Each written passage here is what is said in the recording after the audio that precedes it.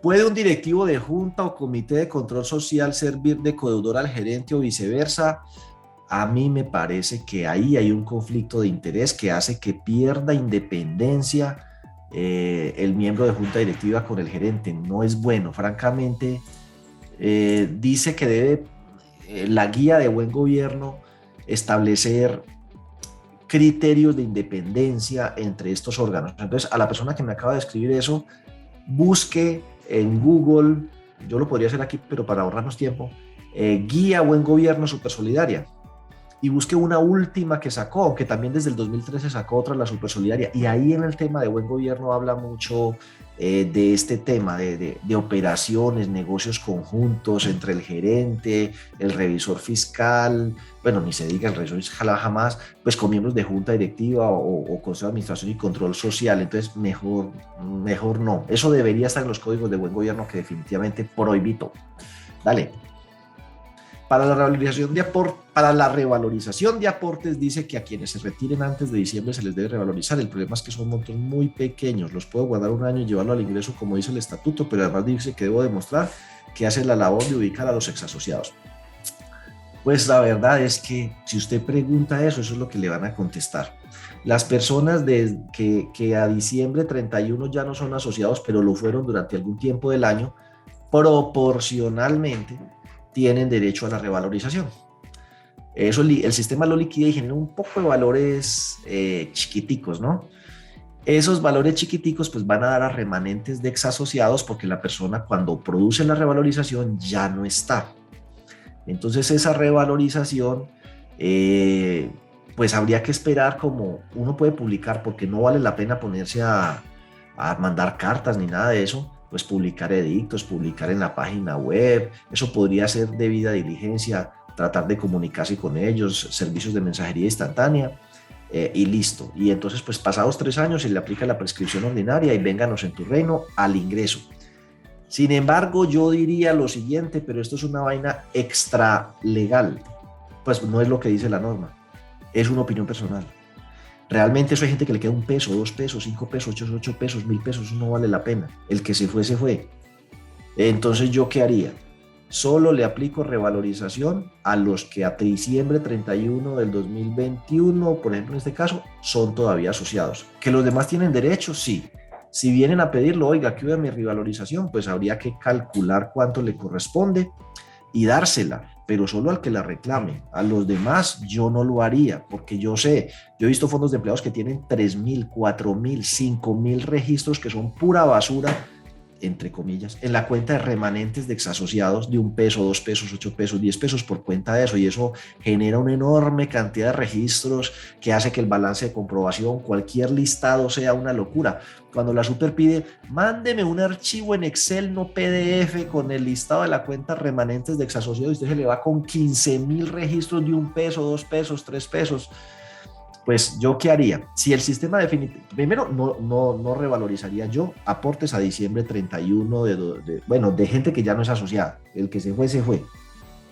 Ahora, si alguien reclama, no me pongo a pelear con él, le calculo proporcionalmente lo que le toca y hágale, porque ganaría esa pelea.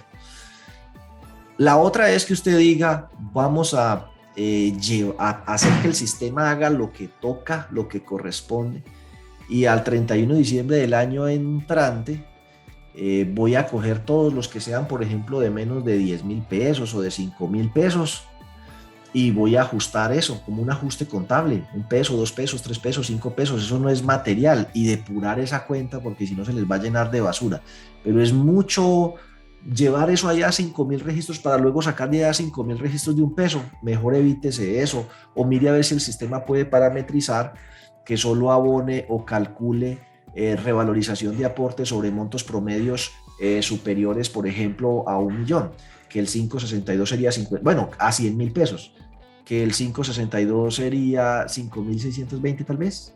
Entonces así habría valores que de pronto valgan la pena, y eso que 5.600 pesos no vale la pena, vale más la transferencia. Bueno, dale, John. En el caso de que tenga ingresos por comisiones en pólizas, planes de celulares o proveedores, debería realizar la operación.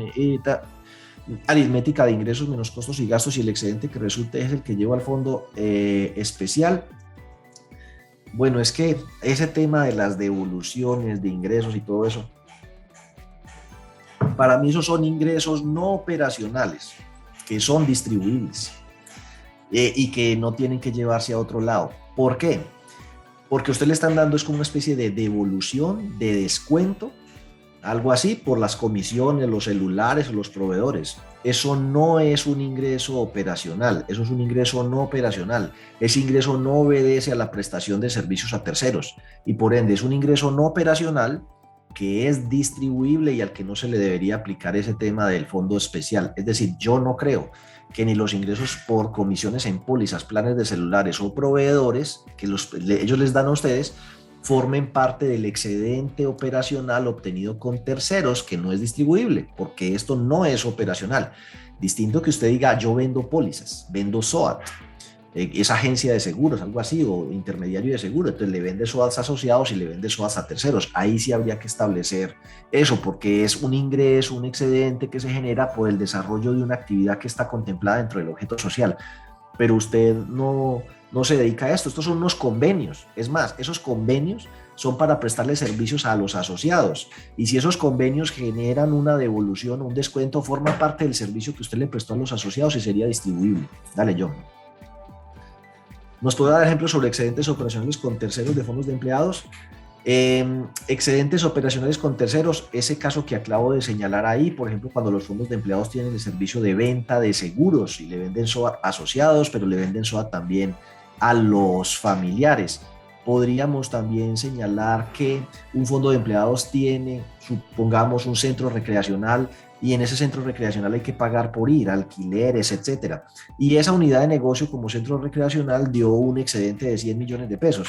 Pero la mitad de los ingresos obtenidos de ese centro recreacional corresponde a personas que no son asociados, pero que pueden ir, pagar una tarifa diferencial y lo que sea. Yo he visto esos casos, hay fondos de empleados que tienen centros recreativos y pues como ya los asociados no van, porque dicen, no, pues que yo estoy otra vez para allá.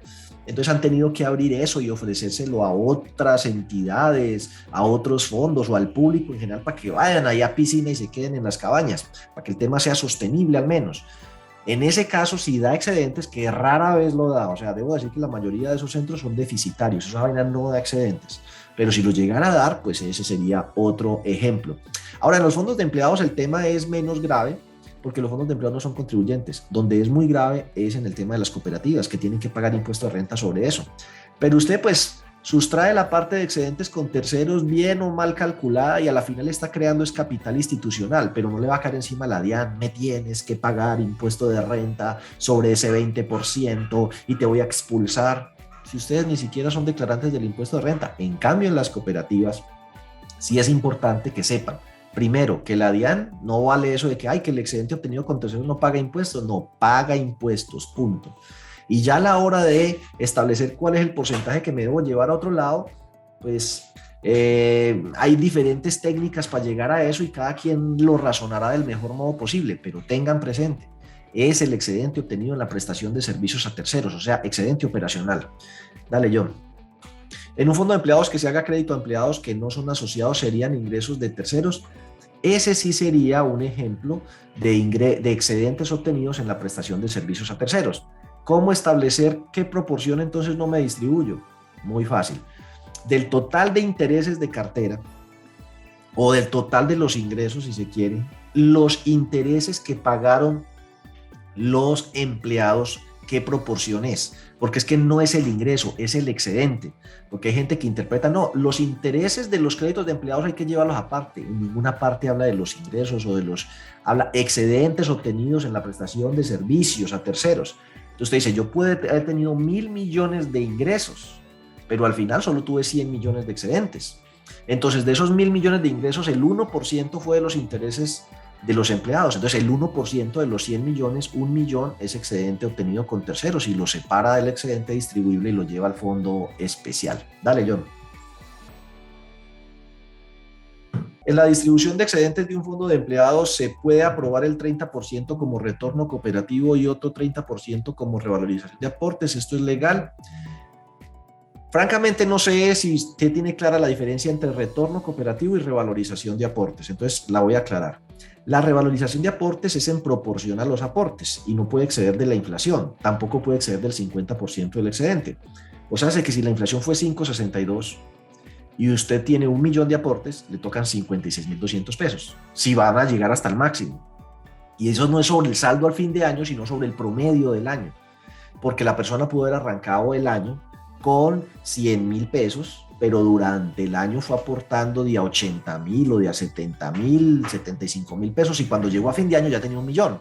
Entonces usted no puede llegar y a fin de año coger 1.000.000 y de una vez revalorizarle 56.000 pesos, porque le estaría revalorizando el 100% de la inflación anual, aún sobre los aportes de diciembre que apenas se vieron afectados un mes. Entonces es sobre el promedio. Y si una persona arrancó, por ejemplo, en 100.000 y aporta 100.000 pesos mensuales, termina el año en 1.300.000, con el 1.200.000 que aportó. Si saca el promedio, esa vaina le va a dar unos 650.000 pesos de promedio. Sobre esos 650 promedio es que se aplica máximo el IPC y se le abona en los aportes. Eso es revalorización. El retorno, en cambio, no tiene en cuenta los aportes. El retorno es en proporción al uso de los servicios. Entonces se toma el monto de ahorros, por ejemplo, el monto de cartera, se hace ese cálculo para todos los asociados, se establece la participación de cada asociado dentro del total de esa sumatoria y en esa proporción le tocaría el retorno. Entonces digamos que el que tiene 1.000.000 de ahorros y 1.000.000 de crédito promedio tiene 2.000.000 de base. El que tiene 1.000.000 de ahorros pero no tuvo crédito durante todo el año, pues tiene 1.000.000 de base. El que tuvo, por ejemplo, 10 millones de ahorro y nada de crédito, pues tiene una base de 10, promedio, ¿no? El que tuvo 10 de crédito, pero apenas 100.000 de ahorro, bueno, tiene 10, 100 de base. Entonces, esos promedios, el promedio de crédito, el promedio de ahorro, se suman, se calcula la sumatoria, se prorratea, y usted dice, como dimos 1.000.000.000, nos vamos a repartir el 30%. Entonces, eso da 300 millones. 300 millones prorrateados de acuerdo con la participación que cada asociado tuvo dentro del promedio total de aportes y ahorros de cada uno. El límite de esto es 50%, es decir que, esto le pasó, es 50%, o sea, hace que no se puede gastar más del 50, qué pena. 30 está bien, después de que sea por debajo del 50% del excedente, no hay problema. Listo, entonces esa es la diferencia entre revalorización y retorno.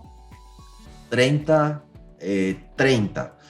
No habla de que habla del límite 50 para cada uno, pero no los habla combinados.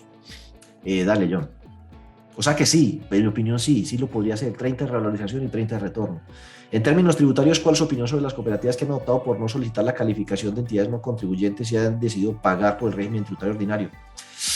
Oiga, ese tema tributario es una cosa que merece tanto análisis por parte del sector cooperativo. Yo tengo muchas opiniones complejísimas a ese respecto. Por ejemplo, a mí me parece, y esto es una opinión que es muy personal, el tema de los fondos sociales no deberíamos eliminar eso, ¿sí? Y mire la opinión mía hasta dónde va. No debería existir el tema de los fondos sociales. Yo pienso que uno debería permitirle que el tema de la educación lo lleve como gasto, que el tema de los subsidios lo lleve como gasto debidamente soportado, como sus impuestos, retención en la fuente, factura y todo como gasto. Eso tiene relación de causalidad, necesidad y proporcionalidad con los principios míos, porque la educación, la solidaridad, la ayuda mutua, eso forma parte, pero nada de fondos, todo al gasto. Dimos 1.000.000.000 de excedentes, bueno, listo. Entonces pagamos el impuesto de renta, tan 200. ¿Y el resto qué? No, pues revaloricemos, listo, tan. ¿Y el resto qué? No, pues, ¿qué hacemos? Retornamos, hagamos un retorno, listo, tin, tin, tin, tin, tin, así le tocó a cada uno. Pero no alimentar más ese tema de los fondos sociales, porque yo creo que nosotros nos estamos dando en la cabeza a nosotros mismos. Porque unas cosas que tienen soporte, que tienen factura, que podríamos estar registrando como gasto, le estamos haciendo el favor a la DIAN de llevarlo por la vía de los excedentes, lo cual infla todavía más el excedente del año entrante y terminamos pagando más impuesto de renta. Por esa vía, probablemente una cooperativa pueda llegar a hacer cuentas y dice, bueno, si yo no manejo, y esto es un escenario hipotético académico, si yo no manejo ese tema de fondos ni nada, sino que yo, como toda empresa, tengo un ingreso, unos costos y unos gastos, y dentro de los gastos está todo ese tema de educación, solidaridad y tal, y doy un excedente y pago el 35%, ¿Será que termino pagando más o termino pagando menos? Por un lado. Y por otro lado, y me enredo menos y corro menos riesgos. No sé, yo no tengo una opinión concreta sobre eso, pero sí creo que a lo que nos han llevado es a que deberíamos replantear todo el tema del manejo de los fondos sociales, porque yo creo que deberíamos, pues si a mí me pidieran la opinión, yo le diría, replanteemos toda la ley cooperativa, modifiquemos eso y no manejemos más ese tema de los fondos sociales, que es diferente de decir que no vamos a hacer educación, que no vamos a hacer solidaridad, que no vamos a hacer recreación. Lo que yo diría es, manejemos eso como gasto. Eso es un gasto y se registra como gasto y se factura y se soporta y se le hace retención en la fuente y todo como gasto y y hacemos el presupuesto y metemos dentro del presupuesto de gastos eso y a fin de año entonces vamos a tener 500 millones de excedentes, lo que nos alcance para que después de pagar el impuesto de renta podamos revalorizar los aportes y el resto fortalezcamos capital institucional o lo distribuimos entre los asociados a manera de retorno, nada de fondos sociales. El resto, no dicho, yo diría 20 para impuesto de renta, 20 para reserva. El resto revalorizo y lo que sobro, retorno. Pero ¿para qué alimento fondos sociales? Mire, si verá, le estoy haciendo un favor a la DIAN. Cojo 500 o 1.000 millones que salió del bolsillo de los asociados, los llevo a un fondo y luego del fondo cubro unos auxilios, unos gastos, unas actividades que pudieran estarse registrando en el gasto. Entonces, claro, a la DIAN al año entrante le va a quedar un pedazo más gordo para cobrar mi impuesto sobre el año 2022, porque yo estoy cubriendo gastos del 2022 con excedentes del 2021 que salieron del bolsillo de los asociados. Think about it. En términos tributarios, ¿cuál es su opinión sobre las cooperativas? Ah, no, listo, esa es, dale yo. ¿Se puede hacer devolución en parcial de aportes? Bajo ninguna circunstancia existe la devolución parcial de aportes. Se puede voltearlo para arriba, para abajo, por ningún lado existe la devolución parcial de aportes. Los fondos de empleados o las cooperativas que tienen actividad financiera o las mutuales tienen la posibilidad de crear alguna reglamentación en la que, llegado a un tope, la mayoría, por ejemplo, o una parte de la contribución, en vez de irse al ahorro permanente, se vaya a un ahorro permanente que sí contempla la devolución, y entonces por esa vía uno puede como considerar que se lleven una plata. Pero la que solo maneja aportes, como una cooperativa de aporte y crédito, nada que hacer. De ahí la importancia de fortalecer el capital institucional. Ahora, ¿qué podrían hacer?